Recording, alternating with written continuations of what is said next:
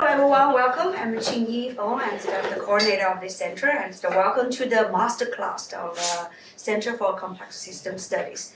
So Masterclass is the one theory of classes that we already hosted twice, and this is third time. So we try to get a leading expert on a special topic on complex system to give you a kind of complete overview of this field and more like a crash course, especially for the people and would like to use this sort of a methodology or want to know this field, and this is the place to be. And we are very happy and honored to get the support from one of our alumni, as the Lawrence Garrestrom, to support this masterclass. So this year we already organized two masterclasses. The second one will be in October, and please check our website for more information. So now we are on the process of organizing the next year masterclass. If you or your supervisor would like to invite someone for collaboration, and also they would like to give such the masterclass which could benefit you and many other complex system study students, and please welcome to suggest a name to us, and we will help with the rest of the organization. Okay, let's get started, and the people who comes later could just walk in and take a seat with the tables. And now I welcome our Vice Director of our center, Deb Pandya, to introduce our lecture. Deb. Good morning and welcome. So we are very pleased to have Phillip Staniczenko, who also happens to be my collaborator on Ecological Networks. I will keep it short. So Phillip did his PhD in Oxford, and afterwards, for family reasons and also scientific reasons, he moved to the US. Did a few postdocs, University of Chicago, and I think North Carolina as well, right? University of Maryland, but Maryland. in a center. I'll go into some of those right in. And now he's a faculty member at City University of New York, and he's going to tell us about ecological networks. So so the format is basically that he will give 2-hour presentation, well, basically sort of not tutorial, but lecture, more like it. It kind of builds on from today, tomorrow, and then after, so 10 to 12, and then in the afternoon from 1 to 2, there's 1 to 2, right? 1 to 2 tutorials. 1 to 3, sorry. Depends on you. Yeah. 1 to 3, there will be tutorials. Phillip? Great. Well, thanks a lot, Deb. Thanks to the Center for Complex Systems for inviting me out here. I'm really excited to be talking to you about ecological networks, which is my area of research, and also a bit about myself. The title is Mapping the Tangled Bank, and then today I'm going to give a brief overview of ecological networks, and I'll focus on two fundamental areas, stability and robustness. But before I get going, I'd love a show of hands, sort of in terms of your background. Are people here mainly from the natural sciences, so physics, chemistry, biology? Put your hand up if you're from like one of those. Okay, so pretty much all of you. Any mathematicians? Okay, three mathematicians. Anybody from the social sciences, sociology, anthropology? Okay. Any ecologists? Oh, okay. Oh, all right. So okay. So biology, including ecology, that's great. There's some ecologists. As Deb said, I'm trained as a physicist, so you might all know a bit more about ecology than I do. So if I say anything wrong, do correct me. Okay, so that was the background in terms of discipline. Can I hear a bit about your career stage? Any undergrads? Master's students? Okay, a few PhD students? Okay, so the bulk of you are PhD students. Any postdocs? No any faculty outside of the, okay, there's a few faculty. Oh, perfect, okay. I also have been told that these lectures are being filmed. So I will hold off some of my anecdotes, which might be more appropriate offline, but given there are a lot of PhD students, I have a lot of good anecdotes about what it was like for me being a PhD student, some recommendations. Those recommendations I prefer not to have available online for everyone to hear about, so do stop and ask me in the breaks or anytime. Because I've been around a few different universities, and it's very interesting hearing people's stories and advice, and I try and pass some of that on. A tutorial, we're now going to film it. So. Okay, so tutorial is the perfect time. So this afternoon we're going to do some tutorials in R, and depending how quickly you get through that, we can also have more informal chats about career progress and all of that kind of thing. Okay. Quick thing, I think it's 45 plus 45. I mean, this is how. Oh, that's the on charge of Phillip. Right. So if you Usually feel like I we do have a short break. Okay, an hour. this is the first time I've given a masterclass, so I have no idea how quickly we'll get through this, if you have any questions. So we'll try and do this kind of casually. I have material. If we don't get through all of it, that's fine. The most important thing is you sort of follow along and we can play it by ear. I definitely don't want to go for a full hour without taking a break, so when it gets to around 11, we'll break and give people 5-10 minutes just to recuperate. Okay, so the title of this general masterclass is Ecological Networks Mapping the Tangled Bank.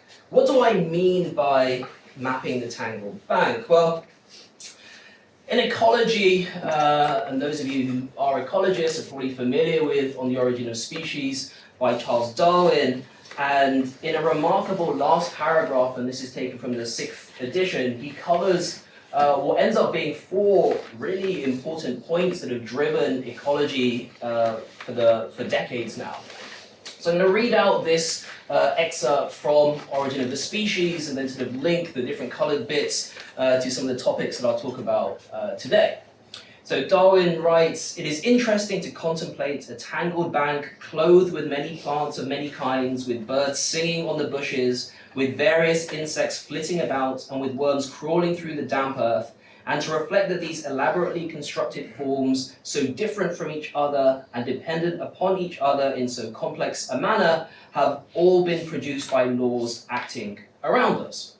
So the first thing to notice is this idea of a tangled bank, which I interpret as being interactions among different species, comes from Darwin, and that leads into the title of this masterclass.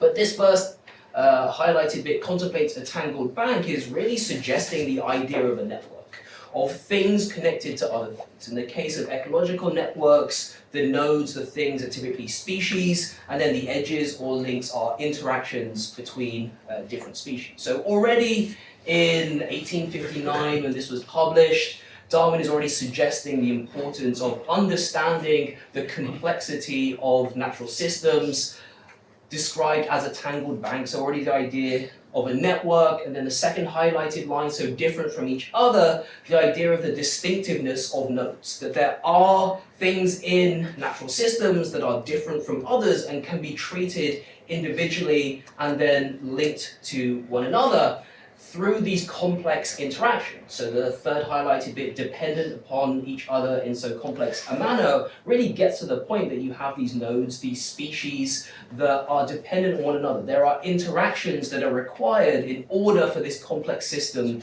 to sustain itself. And then the final highlighted bit speaks to the ecological forces that shape network structure, and these laws acting around us that give rise to complex networks of interactions.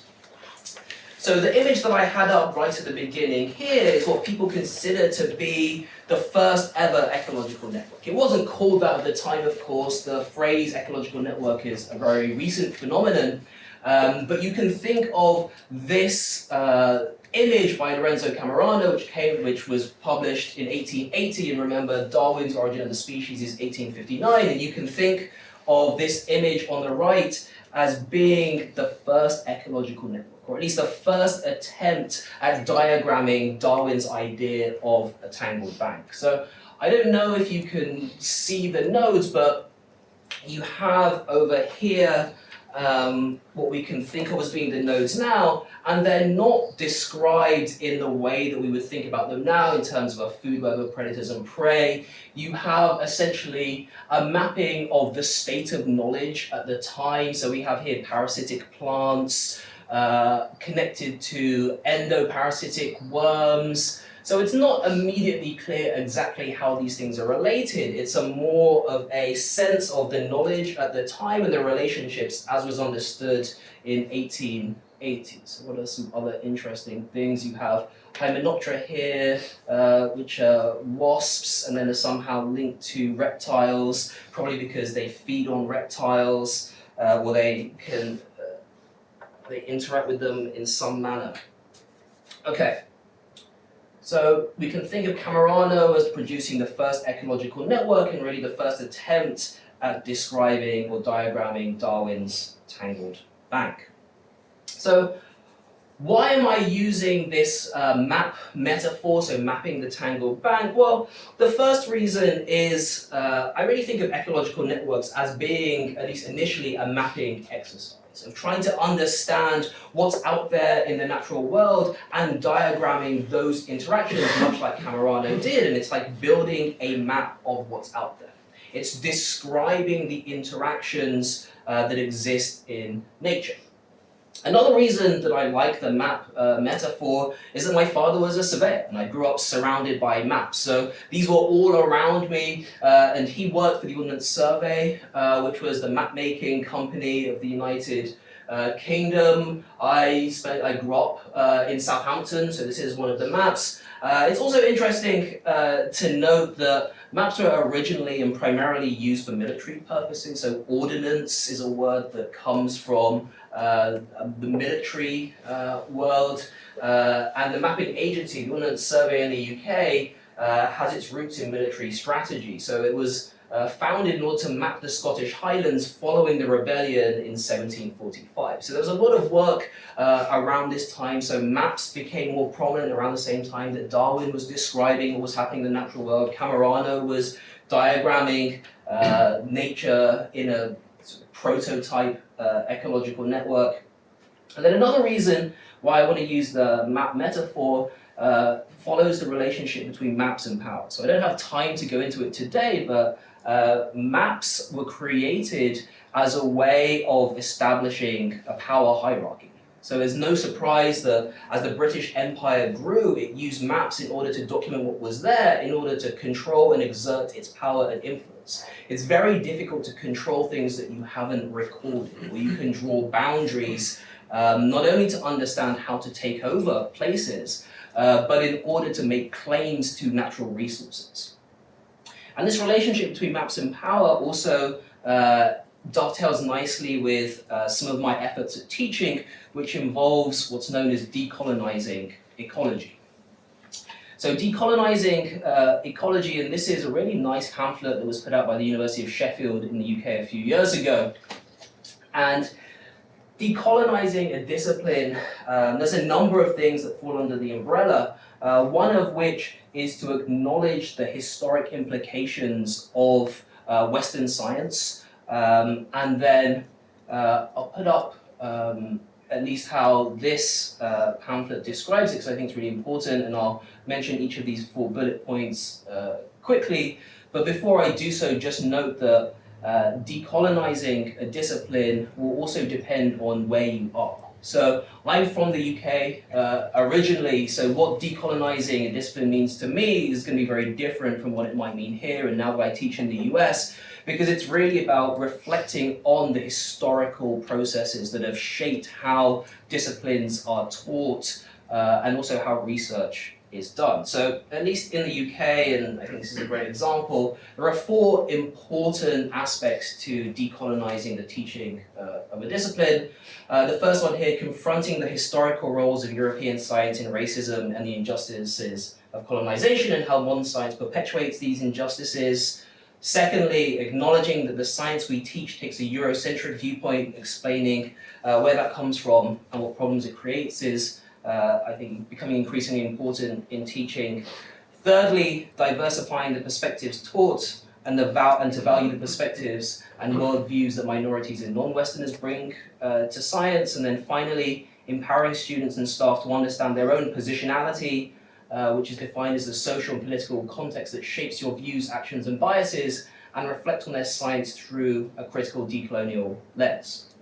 I'll try and return to some of these themes as I go through the various topics, and right at the very end we'll return to this idea when I talk about some of the emerging directions in ecological networks, because one of those emerging directions involves integrating the idea of decolonizing ecology in the research of ecology.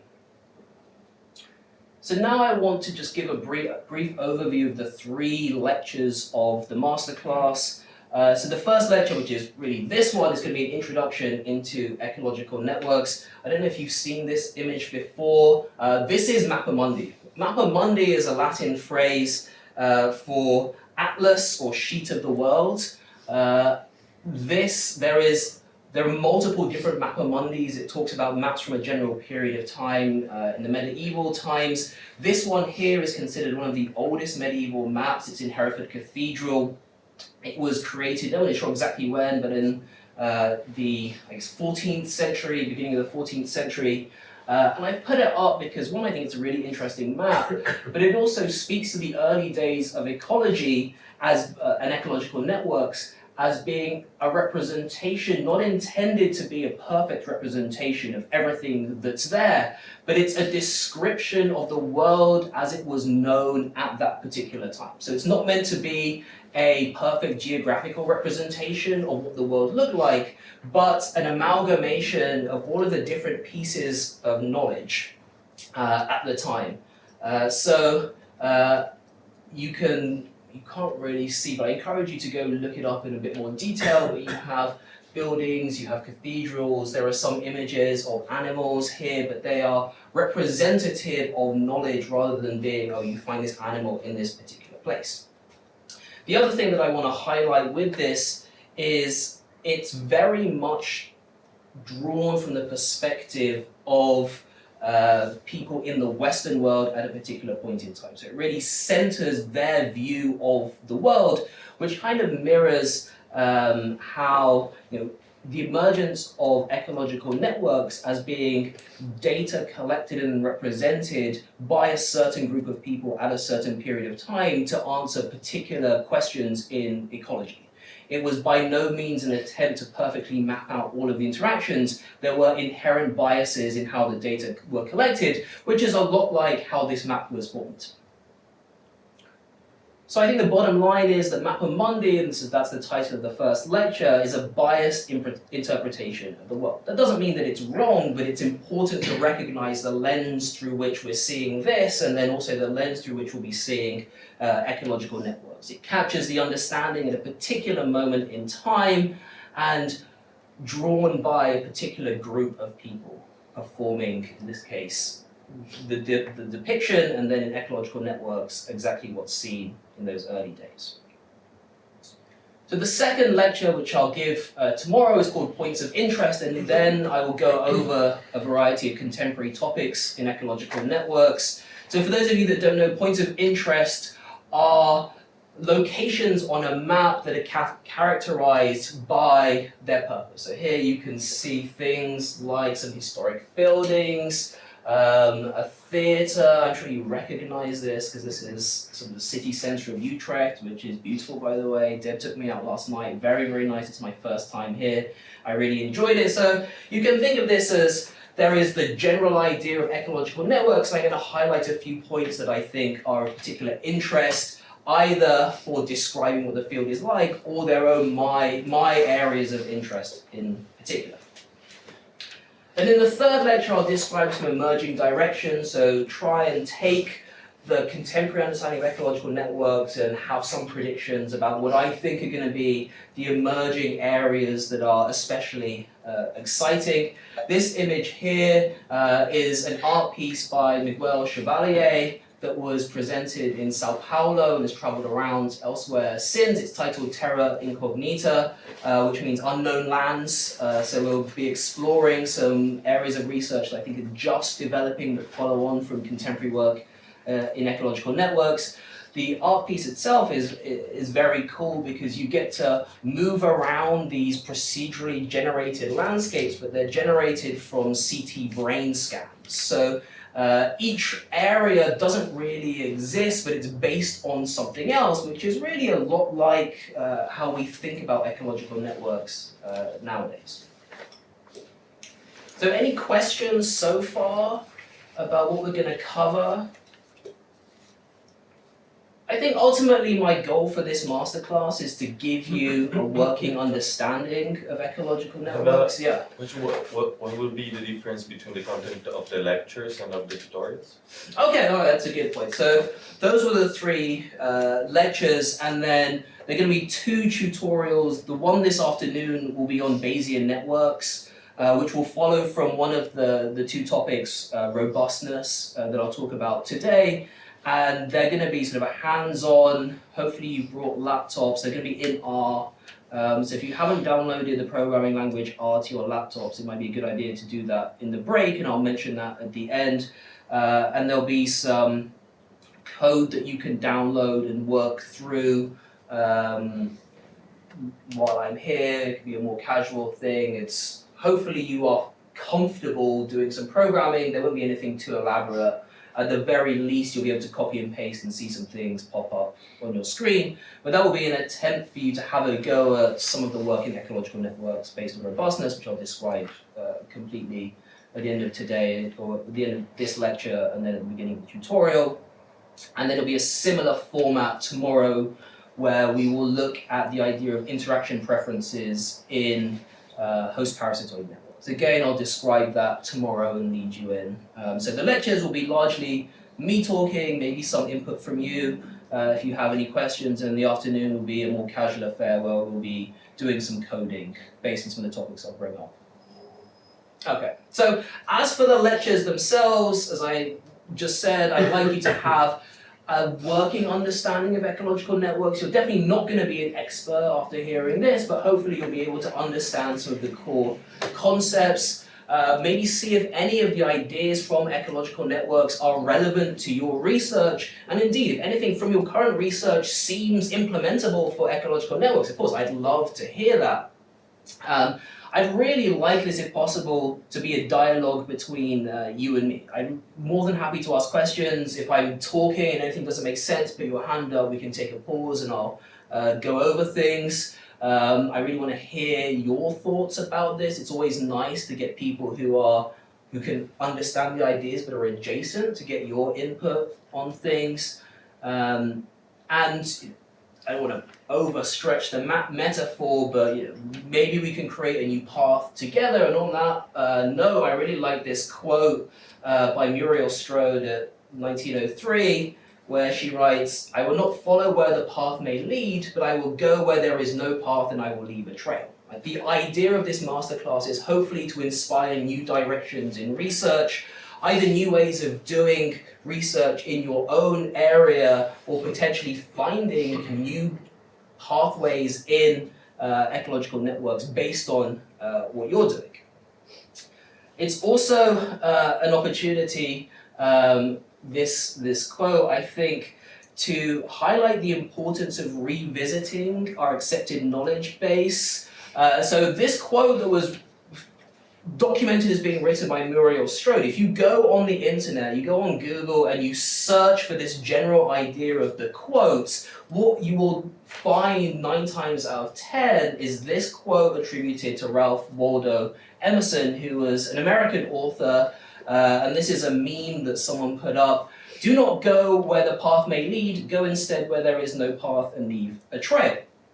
But what you might notice if you look at the dates that which Ralph Waldo Emerson was alive, he died in 1882. So there is actually no way that he said those words, that somehow this general idea that was most likely picked up by folks reading Strode has been misattributed to him. And now when you go and you search, this idea is now attributed to him, and Muriel's work has largely been forgotten, but now there is an attempt to revisit, okay, who has said what? And it's largely understood that it's probably because here we have a male author in America and versus a female author from somewhere else, and the ideas have been misappropriated to someone else. But now I think is an opportunity to revisit how, in some ways, knowledge is created and understood. Any questions on this introductory part? Okay, so now we're going to get to the actual stuff. Here's a very, very brief introduction to ecological networks.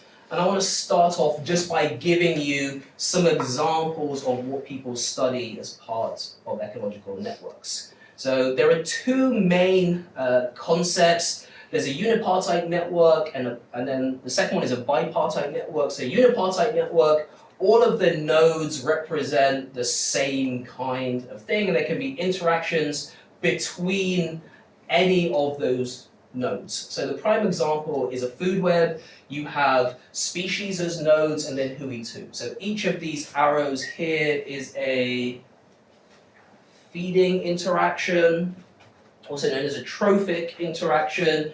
So you have organisms down here at the bottom of the food web that are often primary producers. So they grow through photosynthesis, so taking the energy from the sun. And then you have consumers. The next level up would be herbivores, things that eat plants. And as you go up, you get to carnivores, things that eat other animals, and so on and so forth. And then there can be feeding interactions in principle between any of those species, any of those nodes. By contrast with a bipartite network, you have two distinct categories of nodes. Popular example are plants and their insect pollinators. So with a bipartite network, you only have interactions between species from the two different groups and no interactions among species from the same. Not to say that those interactions don't exist, but you don't study them for the purposes of bipartite networks. So here we have a visitation between one insect pollinator and its plant. This is often a mutualistic interaction. So both partners benefit from the interaction. The pollinator feeds on the nectar of a plant, and the plant benefits because the pollinator picks up the pollen and spreads the pollen to other individuals of the species. The other point that I wanted to highlight on this slide is you can represent the interactions in a network by a matrix. So you're probably familiar with this already, but if you're not, in the case of bipartite networks, you have a rectangular matrix where you have on one side the plants, and then on, in this case, the columns, you have the pollinators, and then the filled-in squares represent an interaction between a particular pollinator species and a particular plant species. So very familiar to any of you that have studied networks before. These two examples are binary networks, so they just document the presence or absence of an interaction. You can also get variations which include some kind of weight, so rather than just the presence or absence of interaction, you have the strength or frequency of an interaction.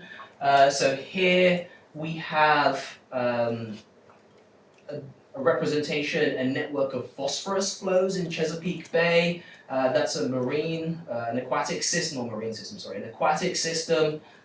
in Maryland in the US.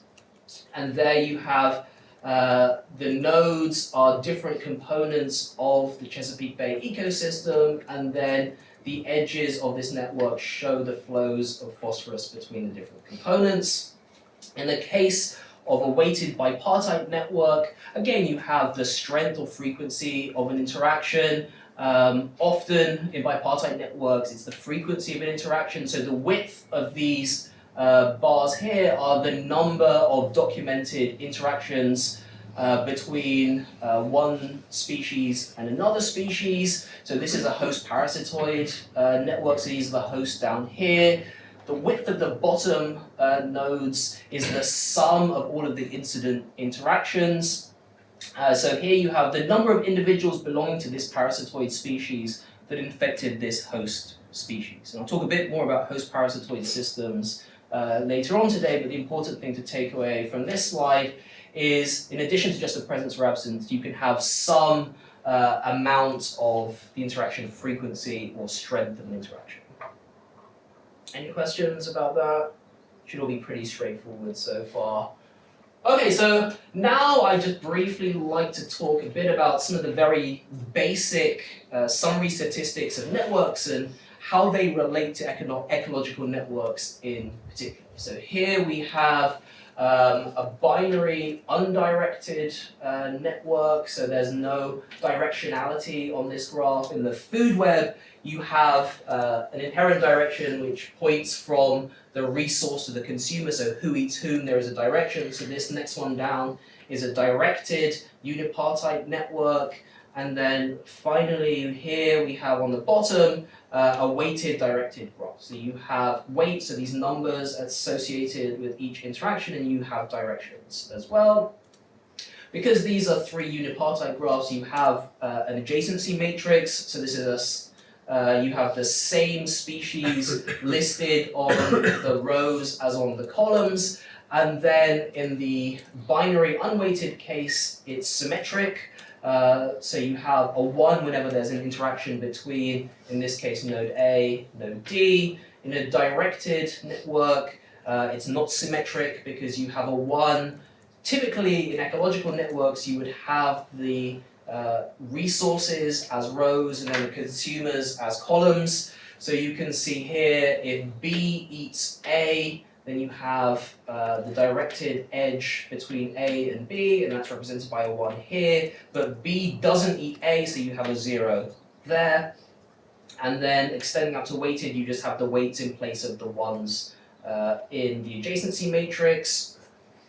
So connectance, which I'm sure you've met before, is defined as the number of links or edges in the network divided by S squared, so the total number of nodes or species squared. And you can think of that as being the fraction of potential interactions that you might see in the system that happen to be realized. So this is something that's studied a lot in the early days of ecological networks, because it tells you out of the potential set of biotic interactions that could exist in the system, how many do you actually see?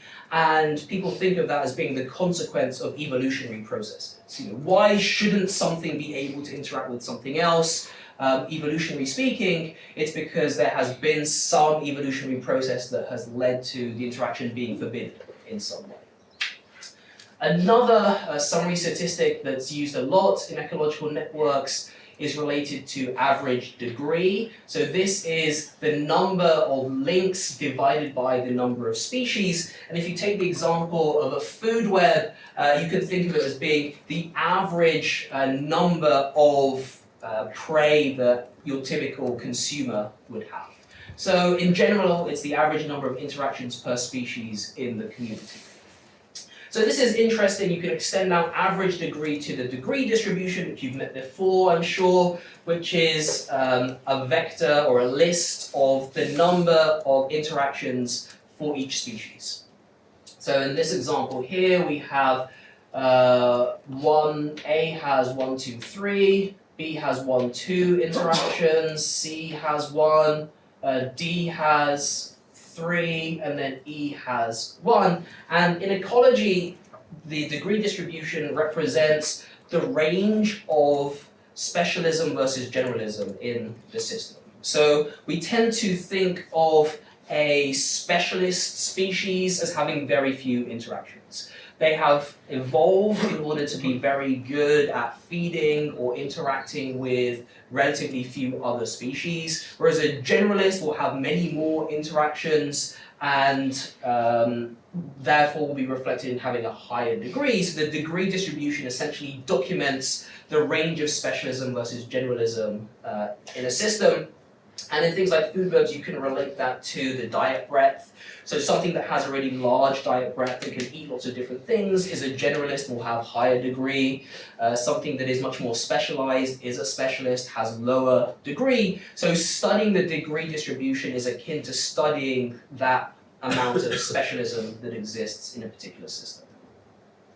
So those are the main kinds of networks that are studied in ecology. So you have unipartite networks, which are typically food webs. Then you have bipartite networks, which are interactions between two distinct groups of species. But there are also lots of other ecological networks that can be studied, one of which is competition. So things competing with other things. It's a particular kind of unipartite network where in some cases It's directed if you have a winner versus a loser on average, who typically wins, who is the better competitor, but in principle it's undirected, two things compete with one another. And you can think of a bipartite network as having an associated competition network, where if you consider all of the species within a particular group, so all of the pollinators, for example, they're going to be competing with one another, so that's not described in a bipartite network, but could be drawn in a competition network. Which pollinators compete with which other pollinators for access to the same plants. And then on the right here we have a co-occurrence network. So this is if you have a system that changes a lot through time, you want to document when two species co-occur. So when they are around at the same time, so you might be sampling over a period of a year, but not all species are active throughout the year. And if you want to understand how that system is changing through time, you can sort of compress the snapshots of data sampling through time and then draw edges between species that appear at the same time. So this is often done in microbial systems in order to see when are groups of species of organisms around at the same time. So it's a way of trying to make sense of the turnover of species through time.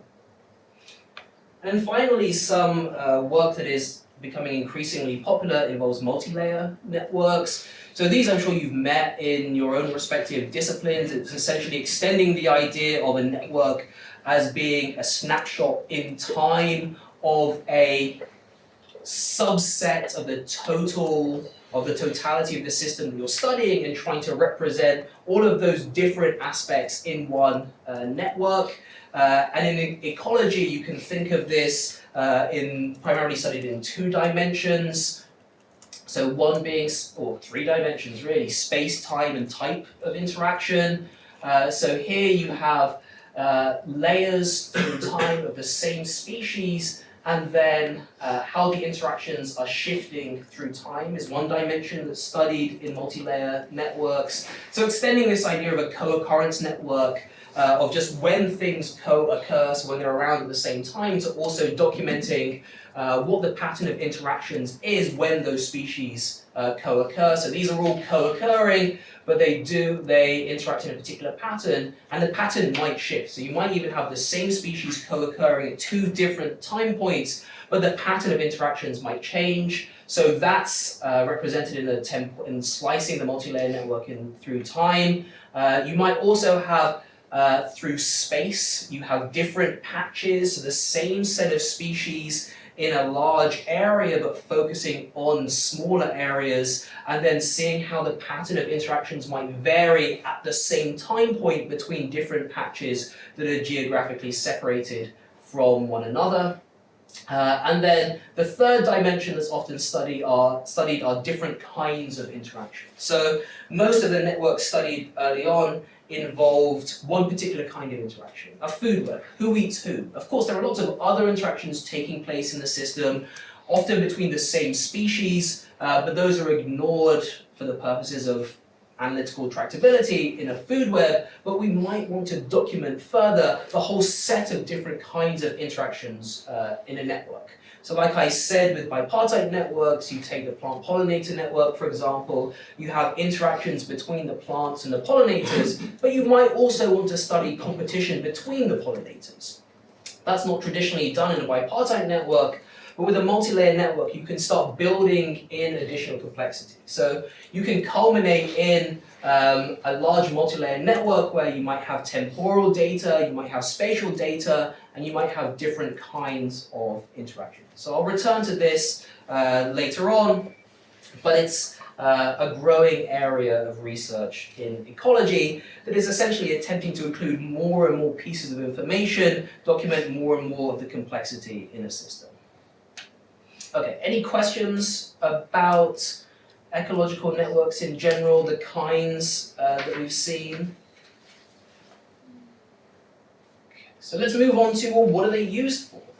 So I probably don't need to tell you this if you're a complex systems center.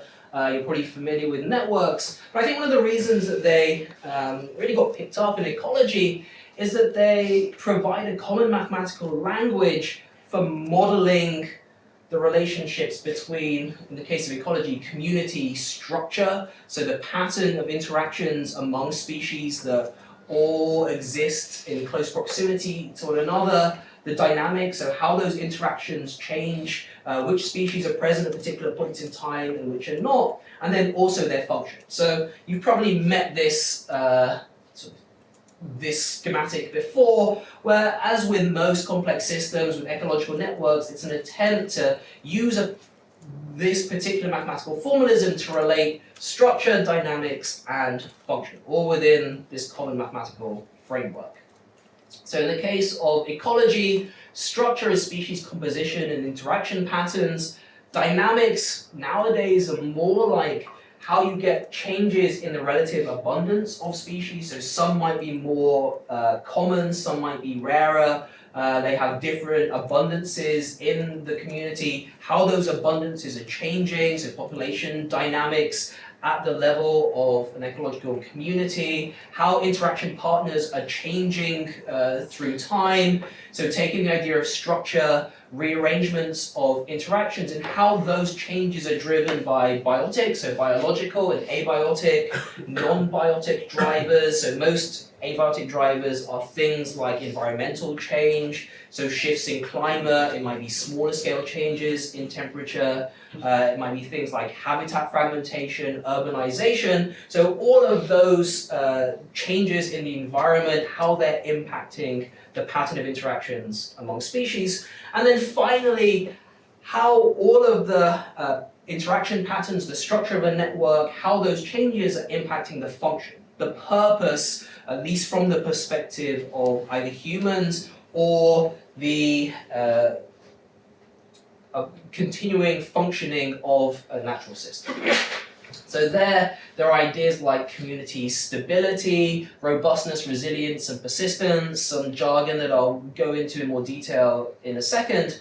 And from the perspective of humans, how these ecological communities continue to provide ecosystem services that humans rely on. So it might be cleaning water, it might be, in the case of pollinators, pollinating fruits and vegetables that humans rely on. It might be maintaining the integrity of soil so that other plants can grow. So in agriculture, this is important. Pest control is another function that ecological communities provide.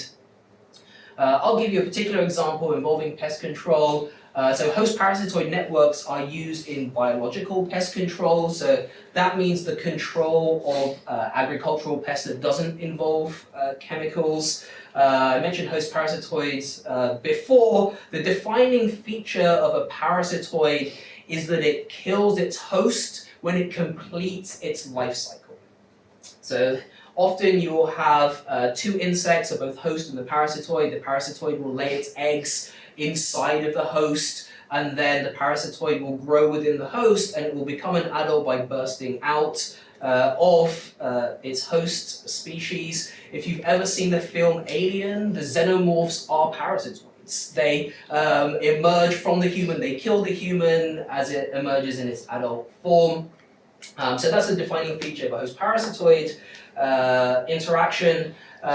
Parasitoids are really useful in biological control because they kill their host. So if you have an insect parasitoid that infects an agricultural pest, then people will release those parasitoids into the wild in order to control agricultural pests, so to decrease the population of those pests. So in terms of structure, we might study the host parasitoid network because their function is biological pest control. So you want to know if you're introducing a natural pest, a new parasitoid into the system, one, whether it's going to target the pest that you're interested in controlling. Secondly, is it going to affect anything else in the system?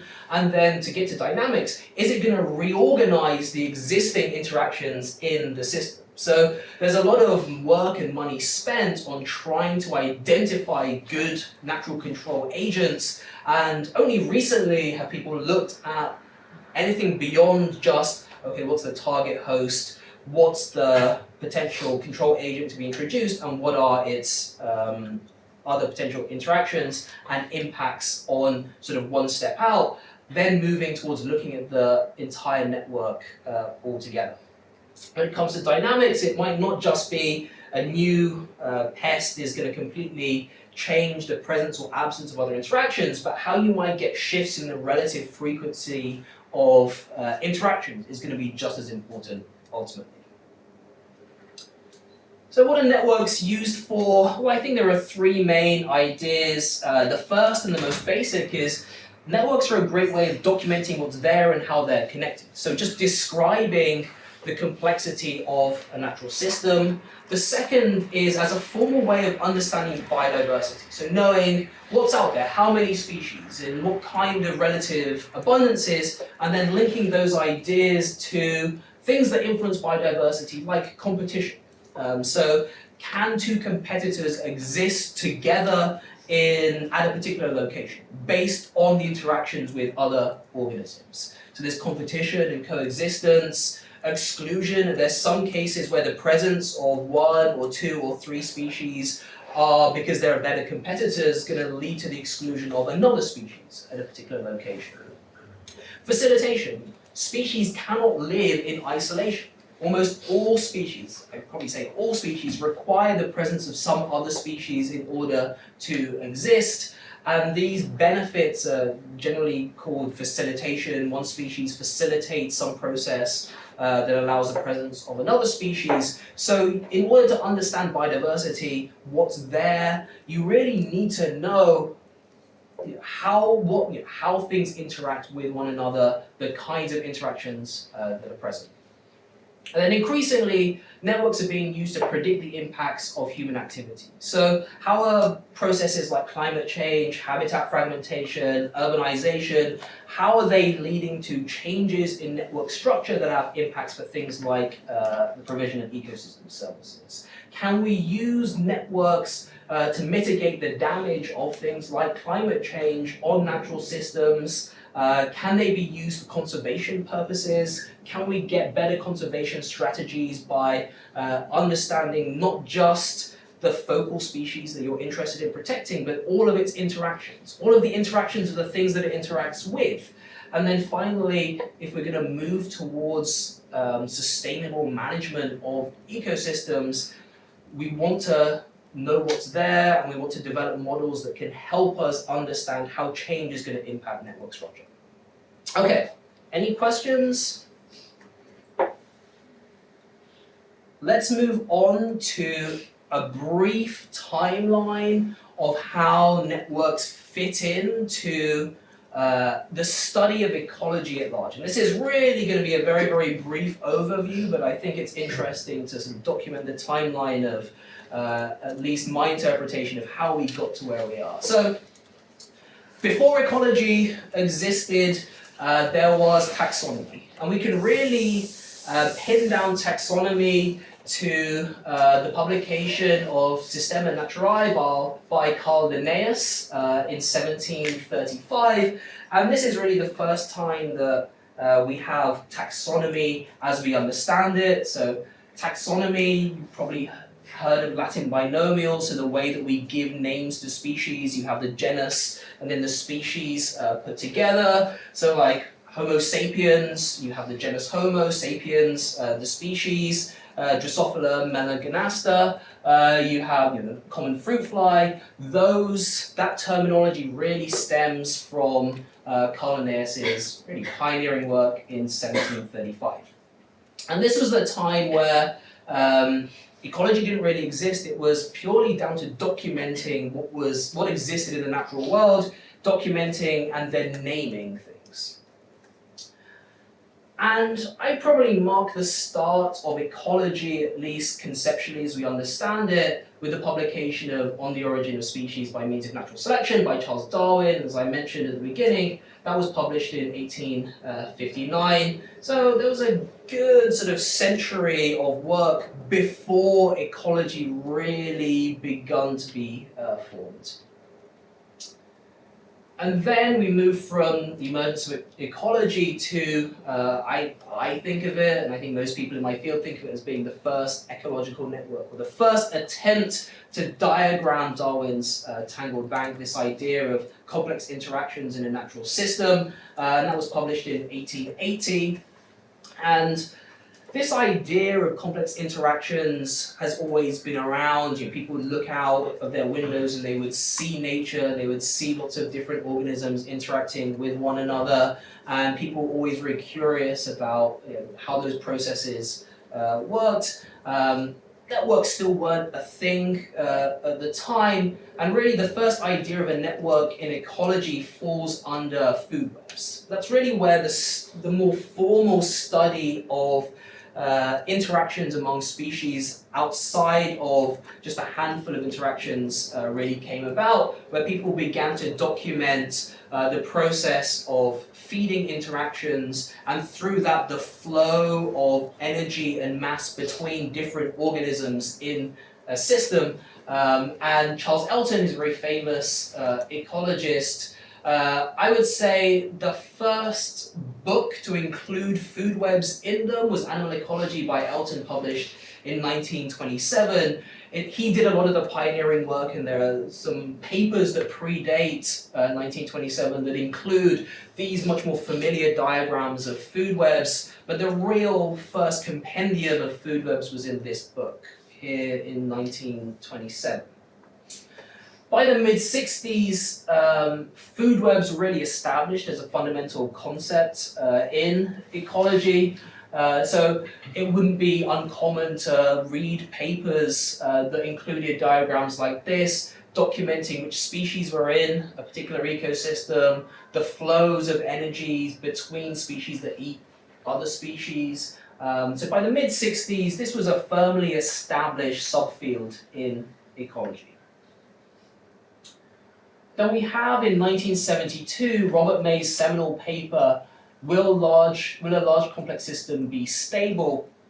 And I'm going to talk about stability in a lot more detail in the second half of this lecture, but this is one of the most important papers in ecology, at least from a theoretical perspective, and it really shaped the direction of work, not just in theoretical ecology, ecological networks, but in ecology at large for at least the next 20 or 30 years.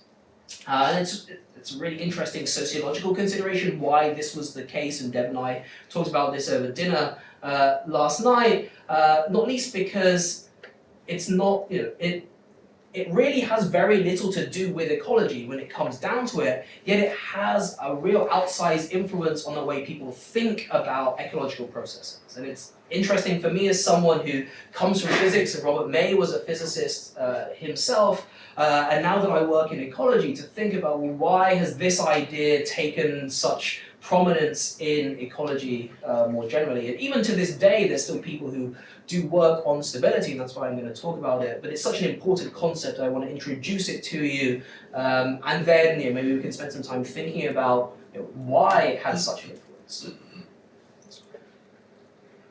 And I should say, May really talks about unipartite networks. Bipartite networks came about a bit later and was really driven by empiricists who were trying to document interactions, in this case, between host parasitoids. And here some Charles Godfrey, who really helped define parasitoidology. I mean, he literally wrote the book on it. I was fortunate to have him as one of my PhD examiners. And then Jane Memmott, who was a collaborator of mine, she worked with Charles as a postdoc, and they were one of the first people to see the value in bipartite networks, but primarily as a way of documenting interactions and moving beyond sort of food webs, which typically looked at larger organisms, especially in aquatic systems, so fish, big fish eating small fish, energy flows, to looking at insects,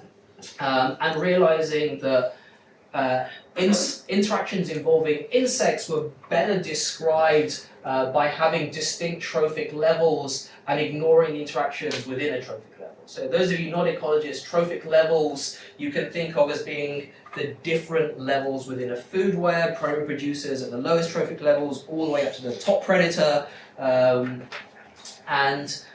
They were one of the first groups of researchers to introduce the idea of bipartite networks, and almost from the beginning they were done including weights, so including some notion of the relative strength or frequency of interactions among the species. So that was really around 1994, and then sort of the next time point I want to mention is really the start of the explosion in complex networks more generally. So there can be lots of arguments about when complex networks became extremely popular, but for argument's sake, I'm going to say late 90s, early 2000s, and maybe we'll pin it to this paper here by Laszlo Barabasi and Rika Alba, the emergence of scaling in random networks, but of course there's a whole series of paper and works around that time that looked at complex networks more generally. So complex networks really emerging out of physics as distinct from the study of networks or graphs as they're known in mathematics, but in the late 90s, early 2000s, this really took prominence in a lot of the top journals. So Science and Nature, almost every week you would see new papers on this emerging topic of complex networks, and this emergence from a theoretical perspective really dovetailed with the application of networks in lots of different fields, also taking prominence in different fields, not least ecology. So even though some idea of networks in the form of food webs have been studied for a long time in ecology, completely separate from other disciplines, I think it was really the emergence of complex networks as sort of a hub for the way that people think about complex systems that then spurred an additional set of research involving ecological networks. And part of that resurgence in ecological networks includes some work by Jennifer Dunn, Rich Williams, and Neo Martinez. Jennifer Dunn is a good friend of mine. Rich Williams is no longer in science, and Neo Martinez is still about. But they helped drive the resurgence of ecological networks as an area of study in the early 2000s, and one of their seminal papers introduced the idea of robustness to ecology. So robustness is one of the two areas I'll talk about in the second half of this lecture. But they really pioneered the application of it in ecological networks, and I'll talk about that more in the second half, so I won't dwell on that now. But then the early 2000s was really when ecological networks regained in popularity. And we had the first sort of review in the late 2000s, so this is, I think, generally accepted as being one of the first review articles that explicitly mentions ecological networks and makes pains to sort of say that ecological networks involve things other than food webs, because food webs had really been the central focus of understanding species and interactions between species, representing them in sort of the graph framework. But by the late 2000s, enough people had been studying relationships using the ideas from complex networks outside of food webs that there was enough material to write a new review article, a new summary of the state of knowledge at the time. And then, this is 2009, with 2023 right now, and there's been a whole bunch of work that's been done since then, a lot of it following on the trajectory from this review paper when they suggested new directions, but also even additional things coming in. One of the exciting things for me right now is the cross-pollination of ideas from complex systems, people studying networks in other disciplines, people studying networks in ecology, and how methods are being transferable between those different disciplines, because everyone is beginning to acknowledge that complex networks can be a mathematical formalism that can exist both independently of disciplines, but then also used and adapted for particular purposes. Any questions on this timeline? Just wanted to give you some sort of grounding in how the field sort of emerged. Okay, great. So I'm going to spend a bit of time talking about how I got into ecological networks, and then I think after that we'll take a break, give you some time to recharge. And I don't normally do this, but in terms of my efforts to sort of decolonize ecology, I'm doing it now, and we'll see how this works. And it really stems from the idea of what's known as positionality. This is a really nice paper, and I use it in my undergrad teaching. It's called Decolonizing Field Ecology. And field ecology in particular has a very fraught historical relationship, not least because most scientific work is done by researchers in the global north. Most field sites in ecology are in the global south. So you have the traditional pattern of folks from very prestigious universities in Europe, in North America, working in their home institution for 9 months of the year. Then they go during the summer to their field sites in the global south. They fly out, they interact with field assistants in those places, they collect the data, they often physically remove samples from the global south, they bring them to the global north, they publish articles, they don't acknowledge the people that they worked with. They will put specimens in museums, and I'm going to talk about it now, but in my undergrad courses we have discussions about the role of museums in perpetuating power imbalances, the relationship between the global north and global south. But as part of addressing these historical power imbalances, and this is really only beginning to emerge in ecology, one thing that some researchers have suggested doing is including in papers what's known as a positionality statement. So there didn't seem to be anybody from the social sciences, but this is not uncommon in the social sciences to give a brief description of who the researchers are to help the reader of the papers understand what their motivations might be, what their perspectives might be in collecting these data. Where are they coming from when they're doing these field studies? So there'll be a brief description of where the authors are based, what their training is in, why they went to a particular location, their field site, and in addition to sort of potentially acknowledging or including field assistants as co-authors, at the very least what folks are trying to do is include some idea of who the authors are, which those of you that have been reading papers for a long time will recognize that that's very rarely done, almost by design. But I think the main,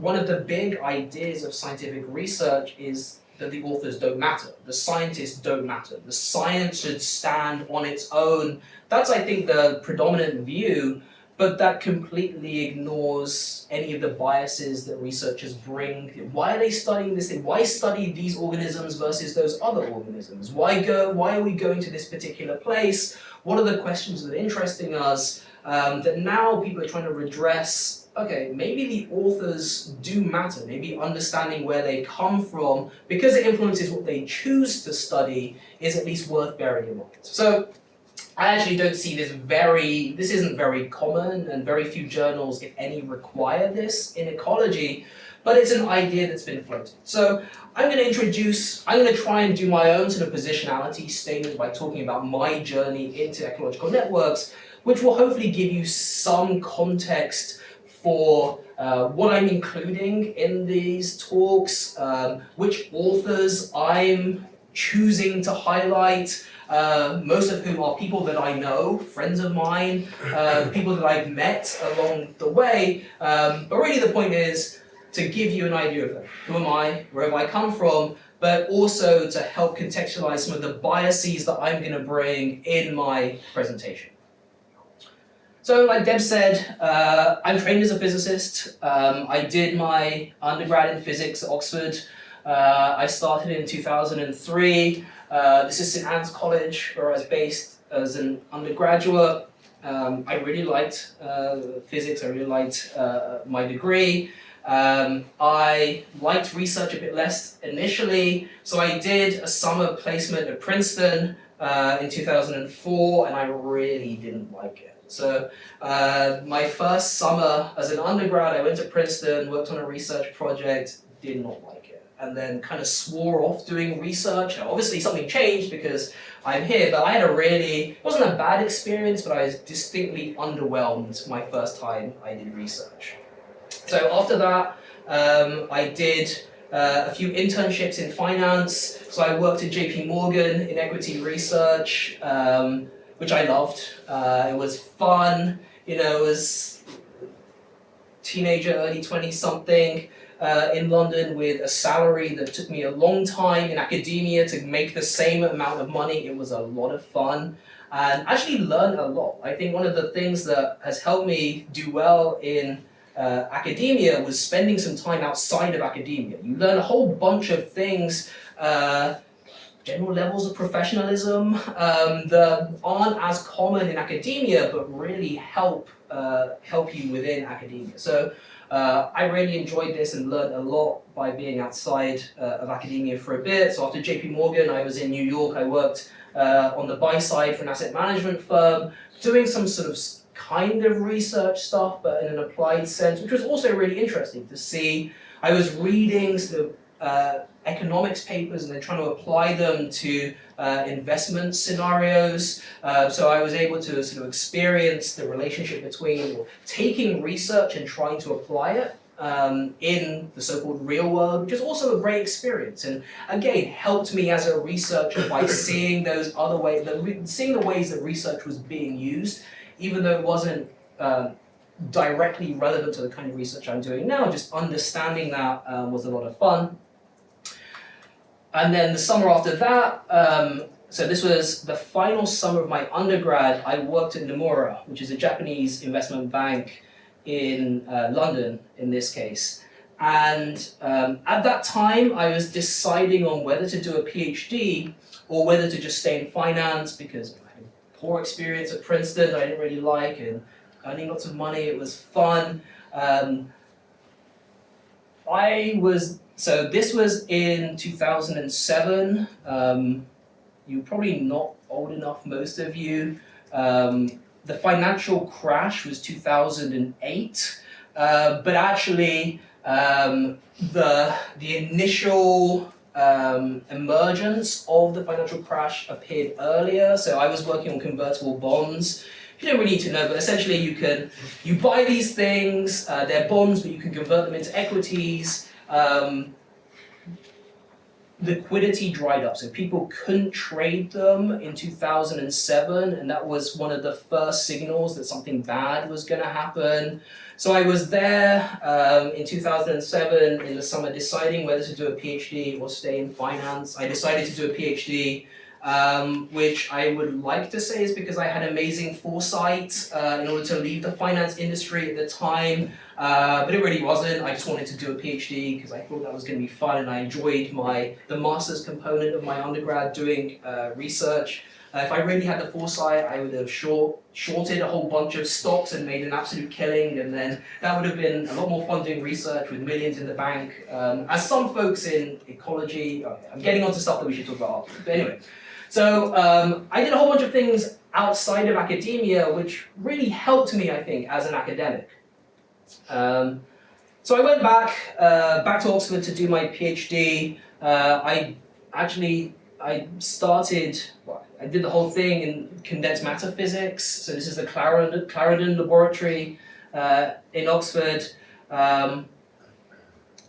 I got a fellowship to do my PhD, but my supervisor who I worked with left Oxford during the summer that I was in finance and came back and had no supervisor, so had to basically figure things out on my own, which is one of the reasons I sort of made the transition. I was suddenly left at the university with no real project in mind, but a whole bunch of money to do something. So in the end, I was fortunate enough to be able to cobble together a PhD project, but as is clear, I moved away from physics. In fact, my supervisor, who I ended up working with, was based at the business school in Oxford, so I would spend most of my time at the business school there. Someone who worked on complex systems, Felix Reed-Sockers, who was great, an amazing supervisor. Met a lot of people, and there I was exposed to lots of different disciplines. So I was working on the theory of contracting networks, so networks that get smaller, and people were studying this in economics, in sociology, so I got exposed to those kinds of ideas through the business school. I ended up getting interested in ecology, and this is the zoology department at Oxford, and one of the things I really liked at Oxford was you could just go into most departments, knock on people's doors and go like, hey, do you have 5-10 minutes to chat? And most of the time they would say yes. So that was how I really got into ecology. Was they were some of the friendliest people, and I had these ideas and they were willing to meet with me over coffee, and they liked the ideas, and we just got collaboration started. It was, I look back now and I think, oh, that's kind of amazing that I was, a junior PhD student, and I had these very well-known professors being willing to talk to me. And honestly, I think it's just because I asked them, and they were very receptive to that. And that's one thing I really like about academia. It's not uncommon for people to say yes to meeting with staff. So I just encourage you to go and meet as many people as possible. I was also very fortunate that my supervisor, Felix, sent me to different places while I was a PhD student. So during my second year of my PhD, I went to the Santa Fe Institute in New Mexico. I met with Jennifer Dunn there for the first time, which was really great. And then my plan was visit the Santa Fe Institute. Then I had a visit at Northwestern in Chicago lined up as well. And in a remarkable coincidence, series of events, I went for brunch with Jennifer, and she said, oh, you should meet this guy, Stefano. He's passing through Santa Fe from California on the way to Chicago because he's going to start a faculty position at the University of Chicago. So we had brunch in New Mexico at Santa Fe, me, Jennifer, Stefano, and then he heard that I was going to be in Chicago a week later, so we decided to meet up in Chicago, and this is Northwestern Institute on Complex Systems, that I was there a week after Santa Fe, and then I visited Stefano at the University of Chicago. So Northwestern is just north of downtown, or just north of Chicago. University of Chicago is sort of down here. They're sort of an hour and a half away from one another. Met with Stefano. He said, "Oh, do you want to do a postdoc with me?" And I said, "Well, I can't. I've got to finish my PhD first, but keep it in mind." And then a year later, I was finishing up my PhD, and I knew I wanted to stay. Didn't have a job. Emailed Stefano saying, "Hey, do you still have a position for me at U Chicago?" And he was like, "Sure. Why don't you come?" So then I ended up going to the University of Chicago for a couple of years. The actual story is even more remarkable, but I can't say this if it's being filmed, so we can talk about that later. Went to the University of Chicago in the Ecology and Evolution department, which is the first time I had any formal affiliation with an ecology department. Really enjoyed it there. Was wrapping up at U Chicago, wanted to do another postdoc. Wanted to live in London, where all my friends were, started like cold emailing people saying, "Hey, can I come and do something? Do you have any money, any positions?" This is University College London, where I ended up. Emailed Georgina Mace, who is a very prominent ecologist. She sadly passed away a few years ago. She really helped develop the IUCN Red List into something reliable and evidence-based. I just emailed her out of the blue and said, "Hey, this is what I do, I'd love to come, can we make something happen?" And in the end, she and I wrote a proposal together to AXA, which is a French insurance company. They started a program of funding postdocs in risk in general. And I was able to get a research fellowship in environmental risk. They have a funny motivation for it, where they're an insurance company, right? They thought, how can we get people to buy more insurance? Let's create new risk. So they went to universities and started funding various researchers to basically formalize new risks that humans are facing in order to then promote, oh look, there's this new risk that is emerging, let's sell insurance to people to protect against this risk. So it's a genius model for AXA, and it's also a massive tax write-off for them. So it was win-win in some ways for everybody, which is great. Really enjoyed my time there. And then wanted to move back to the US. My wife is American.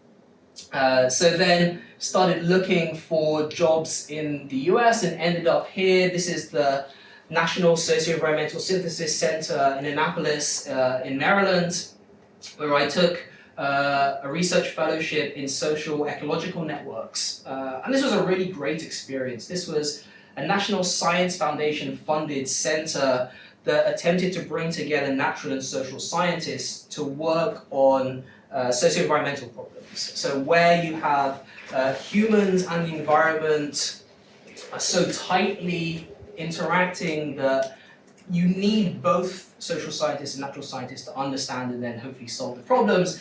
And it was here that I really was able to learn a lot about social science disciplines. So I learned more about and worked with anthropologists, sociologists, historians from the humanities as well, which really helped contextualize research on environmental and ecological problems, because nowadays you can't escape the impact of humans. So you really need to understand how people in other disciplines are working, doing their studies, if you're going to be able to do anything beyond or have any impact beyond your very narrow research focus. So I loved my time there as well. And then now I'm based at the City University of New York. And this is the graduate center where I do all of my graduate teaching and PhD students. This is directly opposite the Empire State Building, to give you some context if you've ever been to New York. So this is a lot of fun. I'm a professor there and have been since 2019. So this might be a good time to take like a break. We can also chat offline about anything else. But hopefully this gave you an idea of my experiences, and will maybe give you some context to the various different topics and at least the emphasis of what I'll be talking about in the later lectures. Okay, so you can't do a complex systems talk without going through at least some jargon, or at least I probably said a whole bunch of jargon, sort of technical terms. Some of them maybe you've understood, some of them you haven't. I'll reiterate that if I say any phrases that you don't understand, do stop me. I'm more than happy to explain what I mean. It's very difficult, particularly in these environments where there's people from lots of different disciplines and backgrounds. And also, I'm used to talking to a certain audience, and I'll use words and phrases that are just second nature to me, but I appreciate that might not be the case for you. So if I do say anything that you don't understand, please stop me so I can explain them to you. We're all on the same page. That makes explaining the more complex ideas easier. So that's just a note. Anything I say that you don't understand, let me know. For this slide, I'm going to talk about 4 pieces of jargon that always come up in ecology. They probably come up in other disciplines as well. I'm going to try and give definitions for the ecological context, but also to bear in mind that I will misuse these phrases because there's just a limit to words and their ability to communicate ideas, particularly in research. But these are the ones that get thrown about in at least theoretical ecology, network ecology papers a lot. So stability, robustness, resilience, persistence. As I'll mention on the next slide, they basically all mean kind of the same thing, or people will use them interchangeably when they should, when it's okay, because, all right, I'll jump ahead. The common theme is to understand how communities respond to change. These are different ways of conceptually describing how ecological communities respond to change, what happens if one species goes extinct, what's going to happen to others in the community. So Conceptually, they mean slightly different things. Technically, in terms of how people have operationalized them, how they've used methods to study stability, study robustness. There's also the technical implementation of these things. Then there's also the most general idea of this, how things respond to change. Is a community robust? Is it resilient? And there people will use these words more like common English words. But anyway, I'm going to try and give you a more specific definition of each one, with the caveat that as you read papers, as you speak to people, they will use this in a very general term. Sometimes they use it in a very specific way, so it's a massive grey area. But hopefully this will give you enough of a background to understand when people are using or misusing the phrases. So stability, I will define as the ability for a community to return to its original state. So by that I mean the number of species, the pattern of interactions, the number of individuals in a population of a particular species. Return to its original state following some kind of external perturbation. So this might be anything that disrupts the system. Will it go back to where it was before the disruption? Then robustness are defined as how well, and that's sort of in a very general term, or how not well, a community responds to an external perturbation. So this is a slightly looser idea of something happens, you get an external perturbation to an ecological community. Can it withstand that perturbation? And then thirdly, resilience. This is now more focused on the ability of a community to maintain its function. So following a perturbation, can the community still do what it was doing before, even if you might get one species goes extinct, another one comes in, or the pattern of interactions reorganizes? The defining feature, I'd say, resilience is the function of the system is maintained following a perturbation. And then finally, persistence, I will define it as being the ability of a community to maintain the same number of species, which is in ecology called species richness. So it's just how many species do you have? 80, 100.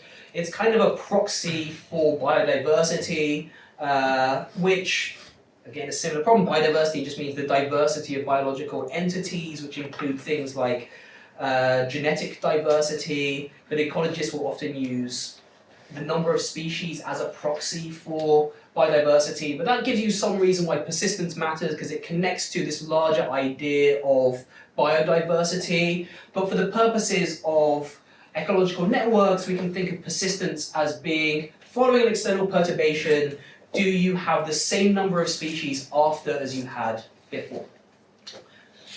Stability, return to its original state. Robustness, how well can the community withstand the external perturbation? Resilience, the maintenance of function. Whatever the function is, that's something else to be decided.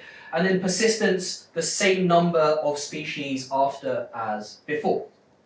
Now, as I mentioned a second ago, the real common theme of these 4 bits of jargon is to understand how communities respond to change, which is a major area of research in ecology more generally. Nowadays, you have lots of change taking place, habitats, the Amazon rainforest is being destroyed, you're getting more cities being built, natural systems are changing in lots of ways, and ecologists are interested in understanding how that change is happening, what implications it has for a variety of different things.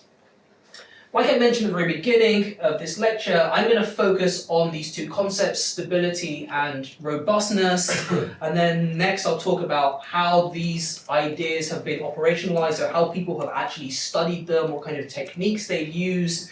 And before I go into each one in turn, I want to say that they're both designed to help understand how communities respond to change.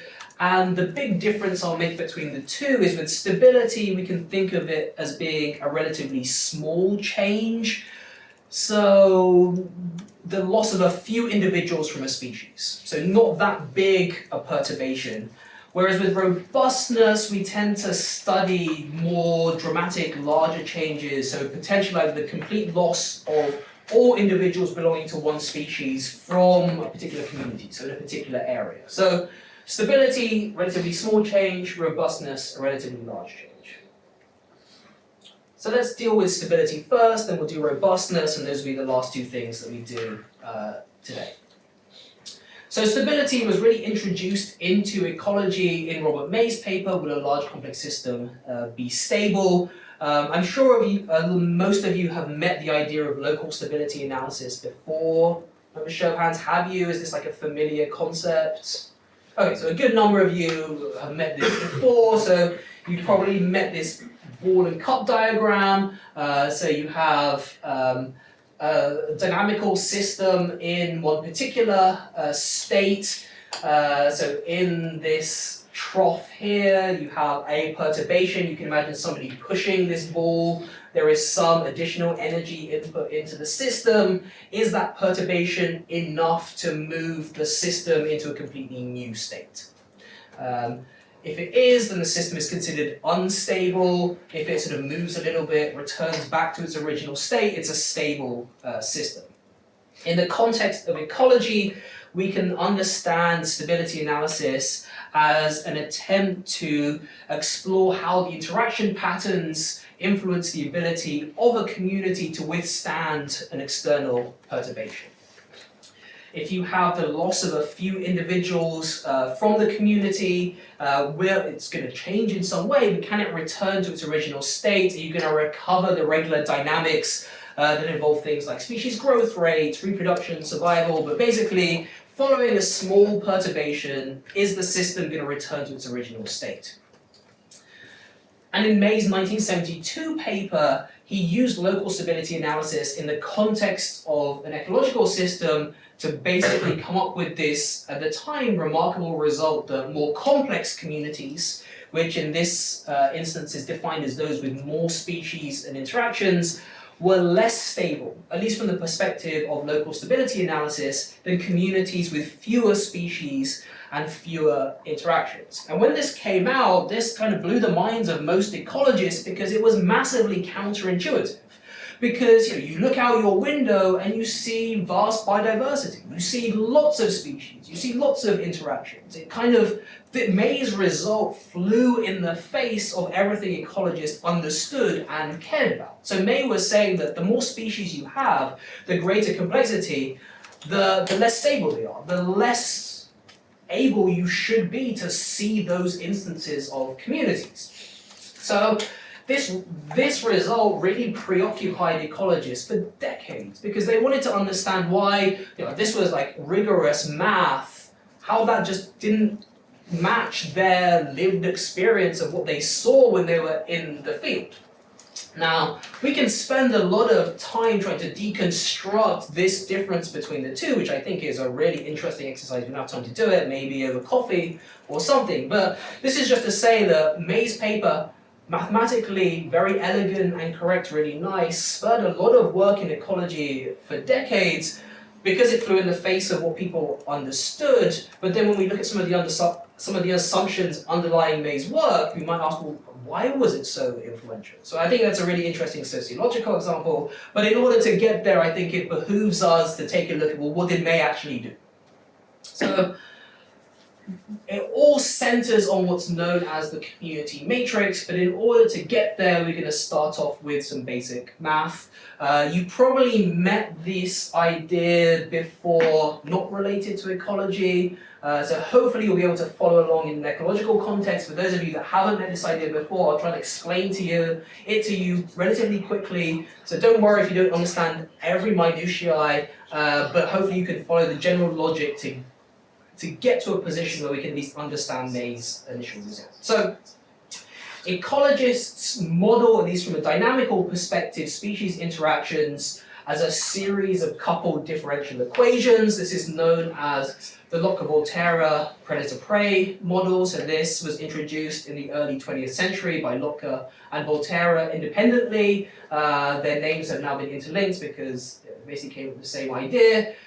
We can think of the simplest model as being a network of two species and one interaction, a trophic interaction, a feeding interaction between a predator, a lynx, and a snowshoe hare, the prey. And we have two differential equations, one for the prey, one for the predator. We have the number of individuals of prey changing through time, the number of predators changing through time. They're coupled, so we see in the prey equation the predator. So we have as variables n1 and n2, the number of individuals in preys and predators respectively. Then we have 4 constants. We have the growth rate of the prey in the absence of the predator, r. We have the effect of the predator on the prey. So the predator are killing prey individuals, so we have a minus sign here in terms of how individuals are changing through time. So that's alpha 1, 2, the effect of the predator on the prey. Then we have for the predator equation, we have the number of predator individuals, which makes sense. Then we have the mortality rate of the predator. If there are no prey, the predator is going to decline exponentially in terms of numbers. The predator is catching the prey, so we have the effect of having prey around on the predator, so how many prey that you catch, how it's converted into predator individuals, that's alpha 2, 1. So there's 4 constants that parameterize this coupled differential equation. Everyone with me so far? Okay, so we can linearize this system about an equilibrium point. So what's the number of preys and predators that doesn't change through time?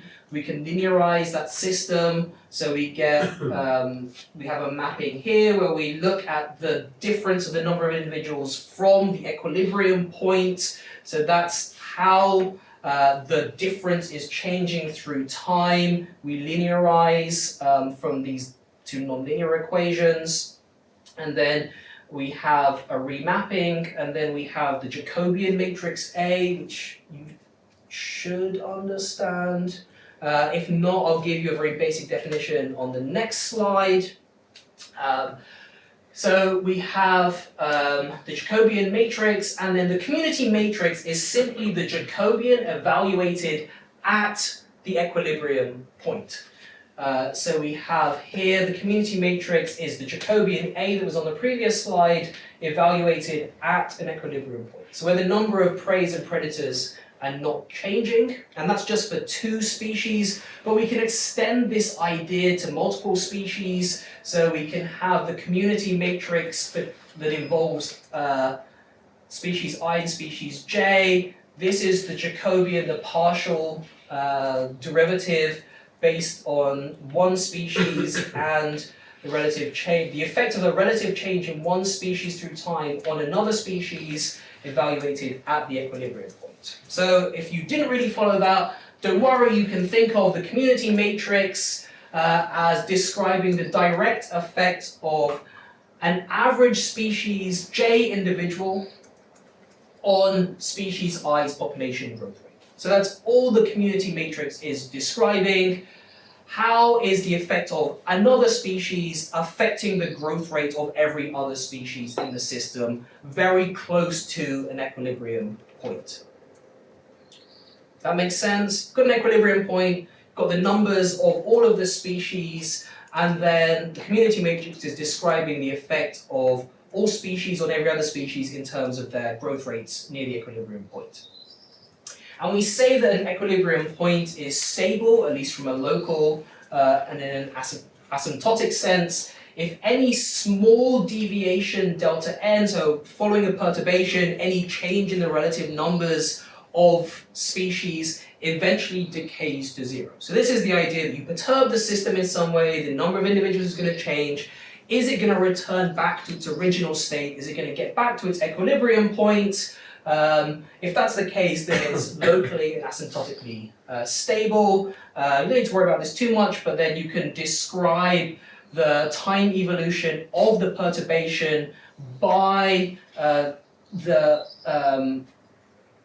using the community matrix, and here basically gives you the tendency for the system to move away from its equilibrium point, and you have the exponential term here. So if you have a negative sign out here, you're going to get an eventual decay. So this is relevant because we can relate the the decline of a perturbation, so the stability to the community matrix M here, and formally you have stability if you do an eigenvalue decomposition of the community matrix, and you have all real parts are negative. So if you have all real parts are negative, you can think of having a negative sign out here, then any perturbation is going to exponentially decay over time and you're going to return to its original state.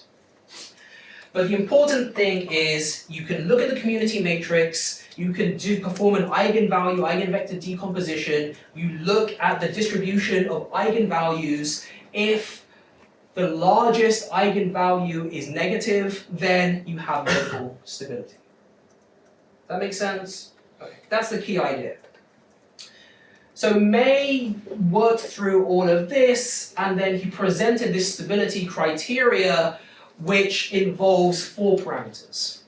So you can think of the community matrix M as being parameterized using 4 quantities: S, the number of species in your community; C, the connectance, so that's L over S squared, the fraction of realized links out of all possible links; mu, the strength of intra-specific interactions, so interactions between individuals of the same species. So this is essentially the diagonal of the community matrix. You can think of it as being the diagonal of the adjacency matrix.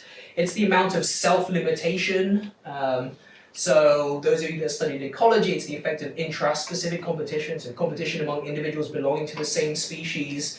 In a food web, it's usually illustrated as cannibalism, which is a very crude way of talking about intra-specific competition. Then you have sigma here, which is the standard deviation of the strength of interspecific interactions, so interactions between individuals belonging to different species. So those are the 4 parameters that go into informing the community matrix.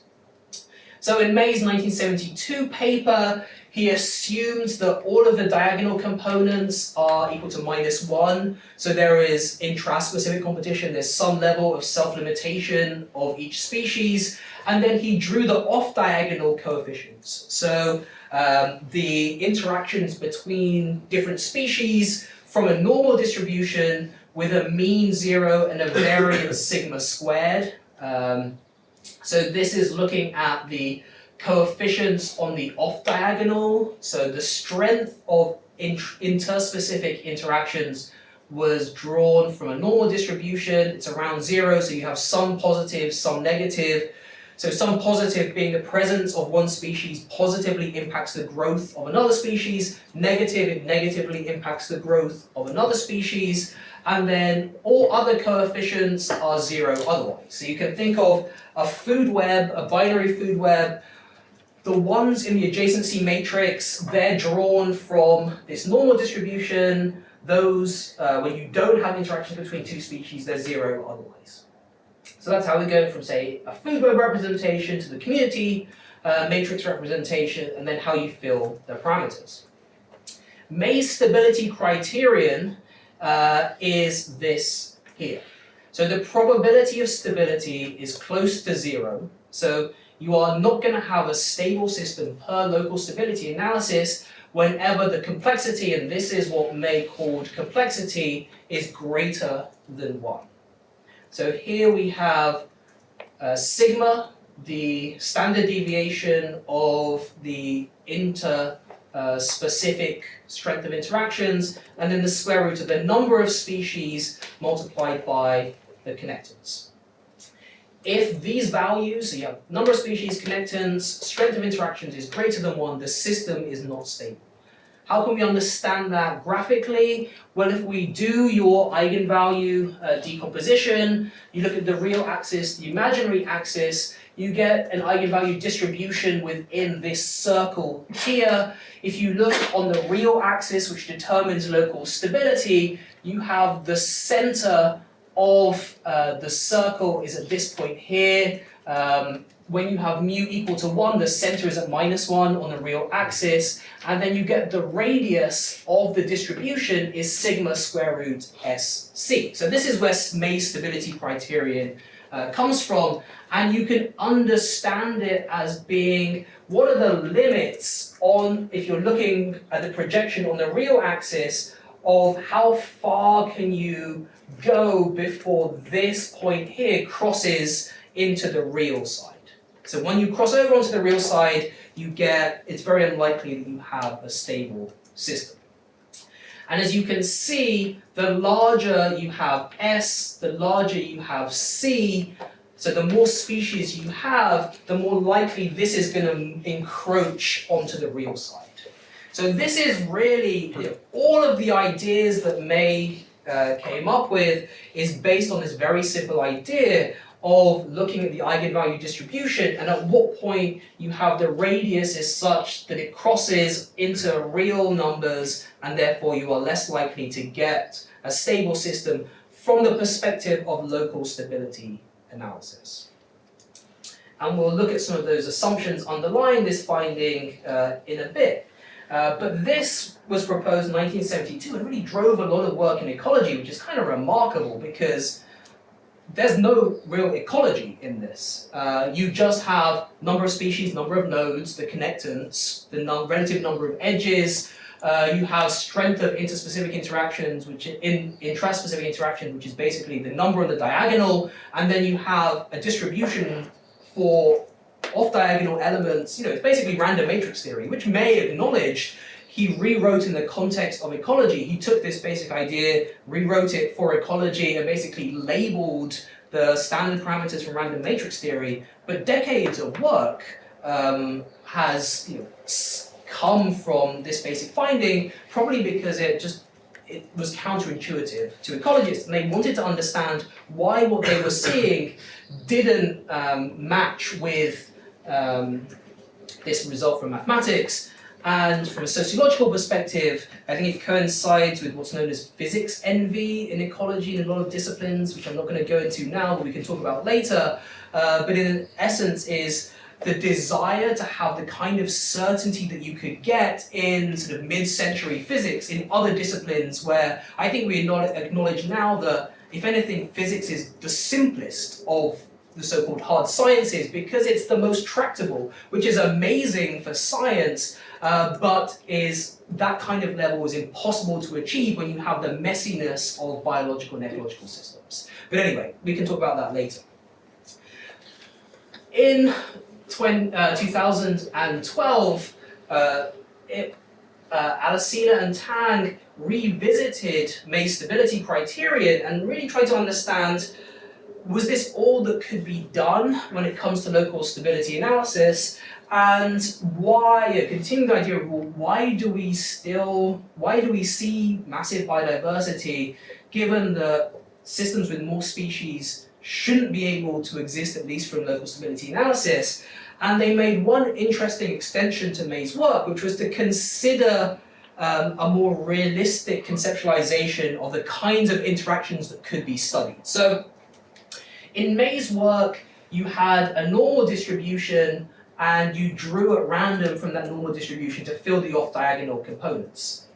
And that led to a distribution of eigenvalues that had basically a circular shape. So you see here, these are multiple draws from that normal distribution. They do form a circle, which is really nice. But there's no correlation between the different elements in the community matrix.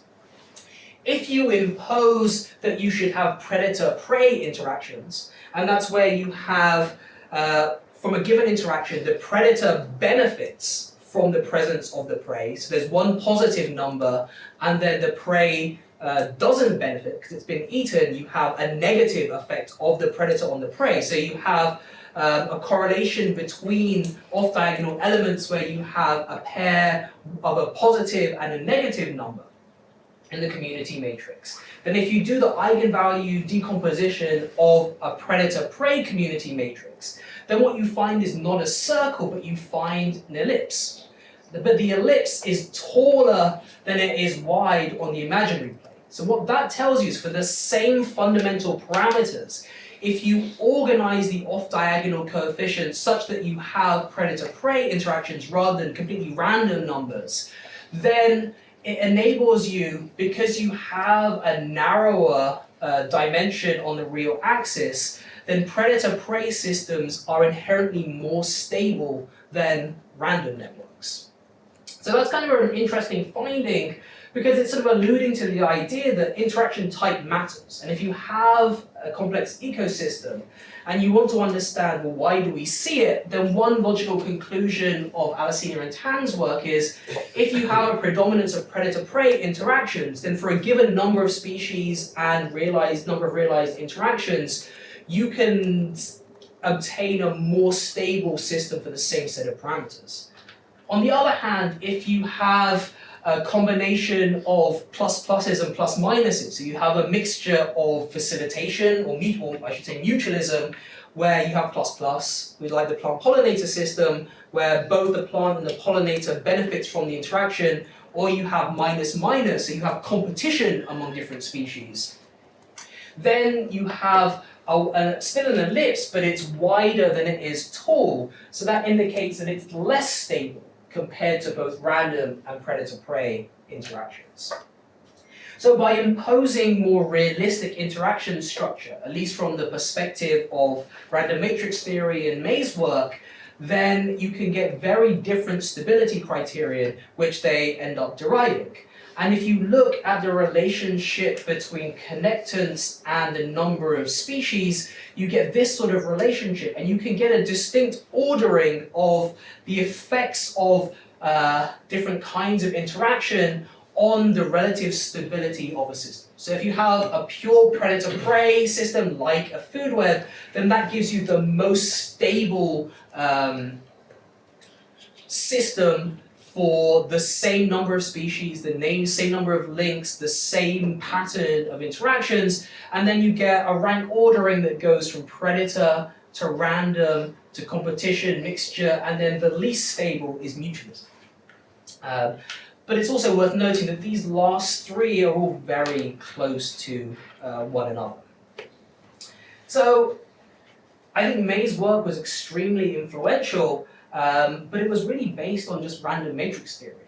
And it didn't even account for more realistic types of interaction. And it wasn't until 2012 where people revisited not even the premise of studying local stability analysis, but tried to include more realistic interaction structure, some semblance of more realistic ecology that people could then sort of understand a bit better within this particular framework what was leading to this result that complexity was destabilizing in some way, which Alesina and Tang's work doesn't really address, but it does give some more subtle nuances about, okay, the type of interaction does indeed matter if we want to understand the relative stability of different systems. So what are some of the limitations of May's approach? Well, the big two that we really shouldn't forget is that it assumes the system is at equilibrium and it assumes an infinitesimally small perturbation, both of which are not really ever... Is that fire alarm? No, it's every first Monday of the month they test everything. Oh, okay. Stopped with a couple of seconds, maybe. Okay, let's quieting down, I'll talk about this. But these are two really big assumptions that people knew from the beginning, but chose to ignore, I guess, because it's completely unrealistic in some ways where, I mean, let's just think about an infinitesimally small perturbation. What does that mean in the context of ecology? You know, you have an animal loses its paw, or you lose a few flowers from a large field.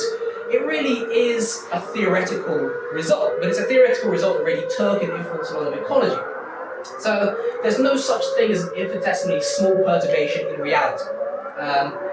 This idea of a system of being in equilibrium is a really interesting one to interrogate, because that idea sort of piggybacked on ecologists' more general feelings about ecosystems at large. And this question of, are ecosystems inherently in balance? Are they inherently at equilibrium, or are they inherently out of equilibrium systems? Now clearly, there's dynamics. Things are changing over the course of a day, a week, a month, or a year, but is the guiding principle of ecology that an ecosystem is inherently stable or is it inherently unstable?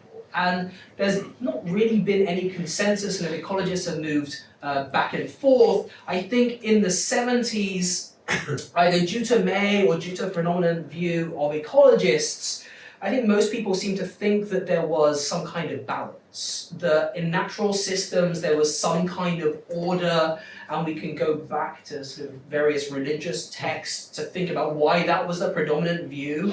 But I think ecologists and then the public at large thought that there was a balance to nature. And this perpetuated in a lot of the literature, and this is a very famous book by Stuart Pym, which most ecologists have read, and really influenced the perpetuation of this idea that nature is some kind of balance, and humans are disturbing that balance, and we need to get back to a balanced system in nature. But one thing that ecologists tend to forget is that in Pym's book, there's actually this question mark, which is really important because it really highlights the point that this is an ongoing discussion. It's a debate in ecology, and people often forget that Pym's work was designed to really ask, is nature in balance or is it not? Whereas I think most ecologists who sort of skim the book just went on thinking, okay, nature is in balance. And then when you think about the effects of humans, it influenced how people try to solve environmental problems, because their working assumption was nature is in balance and we need to get back to a balanced nature. Whereas I think increasingly people are realizing that ecosystems are more likely to be out of equilibrium systems. They're changing a lot, and then that requires a whole new set of methods to understand. We have the problem of trying to reconcile May's work with empirical data. May's work holds. It's really nice, it's very elegant from a mathematical perspective. But how do you reconcile May's result? How do you even prove or disprove May's work? Because what data do you need to parameterize community matrices? That's not immediately clear. We'll return to this point because I think it's a big question in ecology in tomorrow's lecture. What do you do if you find that a system is not meant to exist? And this is kind of a crazy thing where people collect data. If you're doing science properly, you go out, you collect data, number of species, number of interactions, you try and get some idea of the relative strength of interactions. You plug it into May's stability criteria, oh, very nice. And then you do an eigenvalue decomposition, and then you find, oh, the dominant eigenvalue is positive. All right, this system shouldn't exist, but we just spent 3 years collecting data from it. What are we going to do? So this, I think this really highlights some of my big takeaway point that stability is mathematically very nice and it's a very thought-provoking concept, but it's not especially helpful in practice. I think it helps guide the kinds of questions that ecologists could be asking, but it's by no means the be-all and end-all. But it's interesting to wonder how it's had such a large influence on what work ecologists have done over the past 3-4 decades. Okay, any questions about stability before I move on to robustness? Okay, robustness. So you've seen this. This is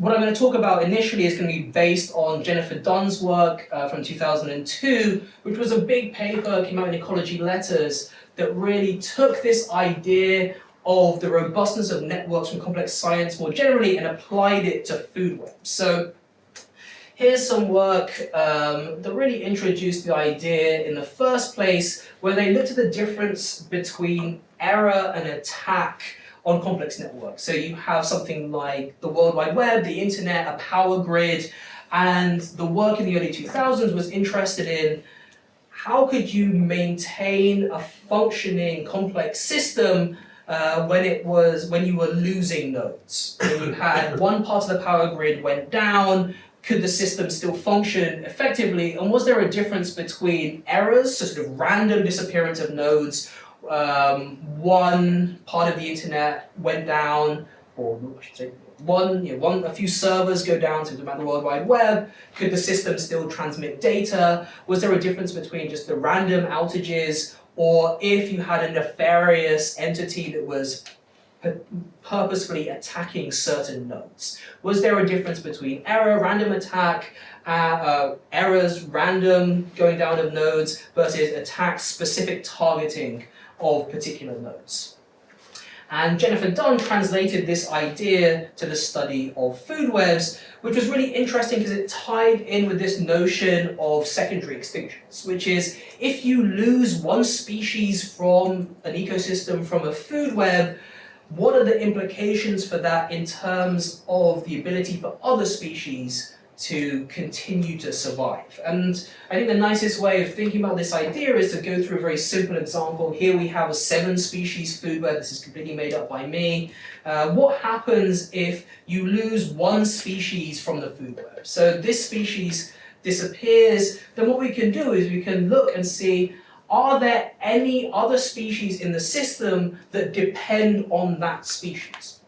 So if we have consumers and it loses this resource, and we look through the network at large, do any of the consumers that lose that resource, do they have other sources of food? If they do, they're going to continue to survive. If they don't, then they're a real risk of going extinct. So if we look here at, okay, these trophic interactions are going to disappear because we lost this primary species, we had this primary removal, and then we see that we end up with this species here that doesn't have any more food resources, so that species is going to go extinct, and then we can carry on. So this is following one removal, we end up losing 2 additional species. So we have a primary extinction that has led to 2 secondary extinctions. Nothing else has happened to this system besides the loss of that initial species, and it's called cascading extinctions because you have the loss of one thing cascading through the system, affecting other species.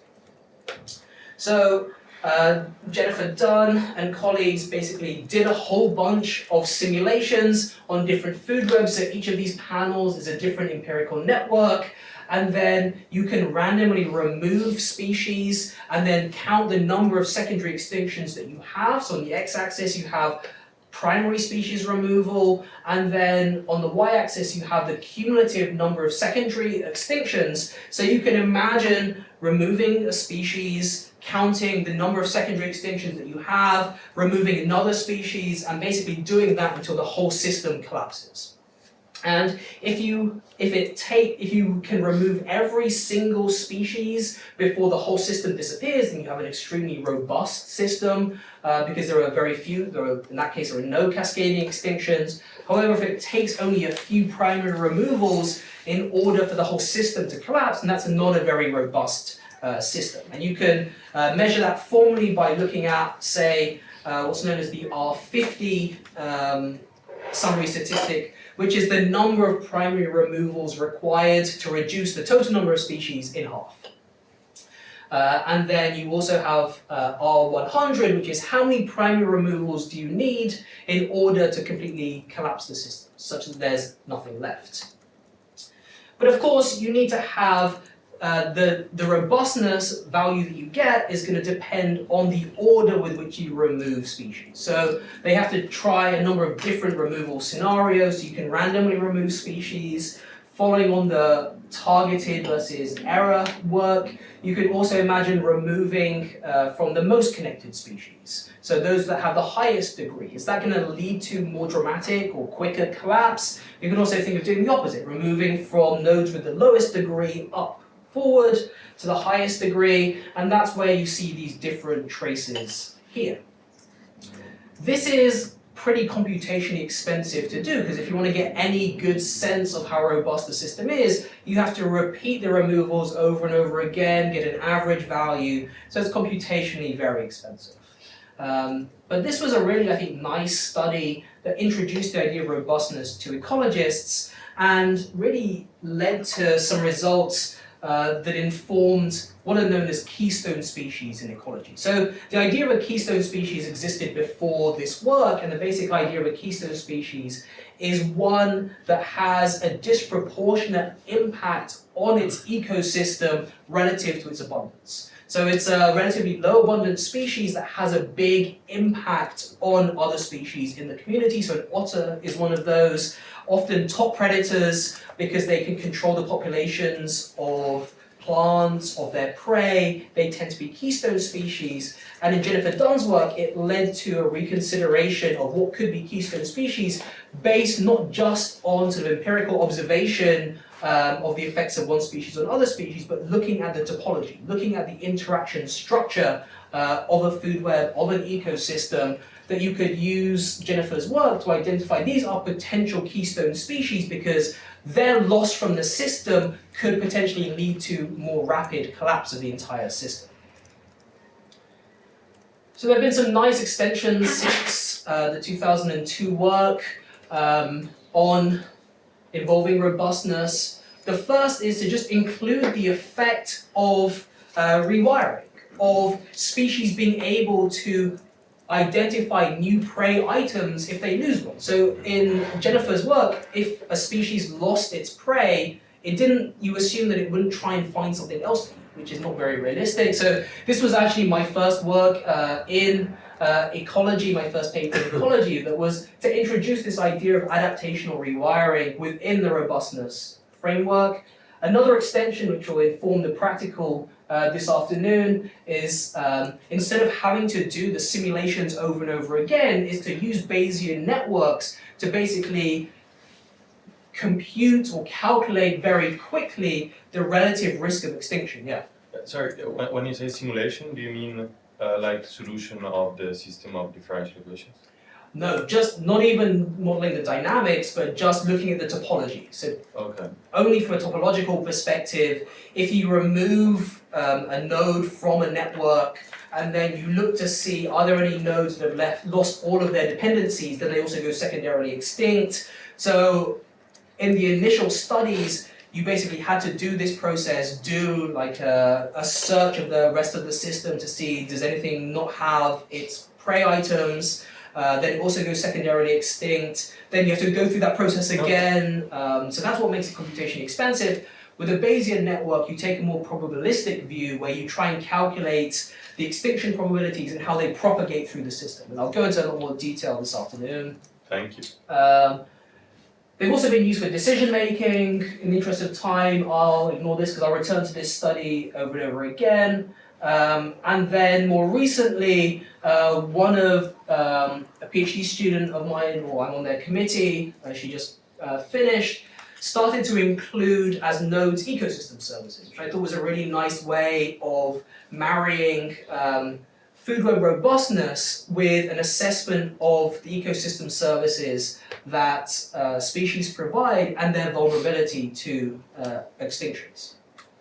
But as with stability analysis, there are a good number of limitations of robustness. The first one is it's topology only. There's no sense of dynamics that have been included in this approach. Some studies have tried to assess, does it over or under predict extinction risk or collapse because it excludes dynamics, and most studies have suggested that it's not a bad assumption. Of course, you're not capturing top-down effects, which you would with the dynamical systems approach. This is really bottom-up only. If you remove species from the top of the food web because you're not modeling the feedbacks to lower trophic levels, then you're just ignoring the effects of top predators. So it's bottom-up only, and it's because it's not a dynamical approach in the sort of dynamical systems framework, you're only able to consider large perturbations. So sort of the opposite of local stability analysis, we're talking about the complete loss of an entire species, at least from a local environment. Yep. Excuse me. How can you say in a network system, bottom up only? Oh, I think the this. direction is here very closed, or not? So by bottom up, I mean particular to food webs where you have primary producers at the bottom, then you might have herbivores, and then you have things that eat. So there's a natural hierarchy in terms of how things eat other things, how energy flows, and it's not quite as simple as from the bottom to the top.